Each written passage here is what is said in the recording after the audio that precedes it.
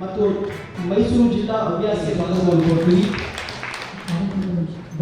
ಕುರಿತಾದಂತಹ ಪ್ರಾಸ್ತಾವಿಕ ಮೂರನಾಲ್ಕು ಸರಿ ನಿಮ್ಮಲ್ಲೇ ಹಿರಿಯರಿಗೆ ಎಲ್ಲರಿಗೂ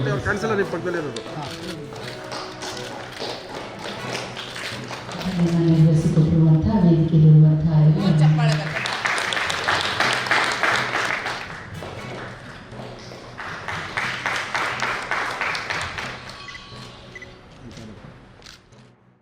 ಹೆಣ್ಣಿನ ಬಗ್ಗೆ ಯೋಚನೆ ಮಾಡ್ತಾ ಹೋದಾಗ ಅಥವಾ ಸಂವಾದಗಳು ಶುರುವಾದಾಗ ಅಥವಾ ಅವಳ ಕುರಿತಾಗಿ ಏನಾದರೂ ಮನಸ್ಸಿನಲ್ಲಿ ಅಂದ್ಕೊಂಡ್ರೆ ಇಲ್ಲಿ ಎಲ್ಲ ತಿಳ್ಕೊಂಡಿದ್ದೀರಾ, ಹಾಗಾಗಿ ನಾನು ಹೆಚ್ಚಿಗೆ ಹೇಳಬೇಕು ಅಂತ ನನಗೆ ಅನ್ನಿಸ್ತಾ ಇಲ್ಲ.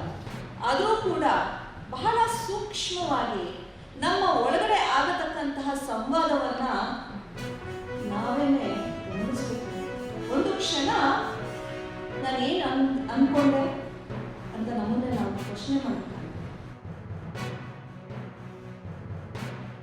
ನಮಗೆ ಇವತ್ತು ಇದೆ ಸಂವಿಧಾನ ಮಹಿಳೆಯನ್ನ ಒಬ್ಬ ವ್ಯಕ್ತಿಯಾಗಿ ನೋಡುತ್ತೆ, ಆದರೆ ಧರ್ಮ ಅದನ್ನ ಬೇರೆಯಾದಂತಹ ಚೌಕಟ್ಟನ್ನ ನೀಡಿ ಆಕೆಗೆ ಬಹಳ ಸಂಕುಚಿತ ವ್ಯಾಪ್ತಿಯನ್ನ ನೀಡಿ ಆಕೆಯ ಅಸ್ತಿತ್ವವನ್ನ ಮುರಿಯುವಂತಹ ಪ್ರಯತ್ನವನ್ನ ಮಾಡಿಕೊಂಡೇ ಬಂದಿದೆ ನಿರಂತರವಾಗಿ. ಆದರೆ ಹೆಣ್ಣು ಈಗ ನಿಜಕ್ಕೂ ಬೇರೆ ಹಾದಿಯಿಂದ ಹಿಡಿದು ಸಾಗಿದ್ದಾಳೆ.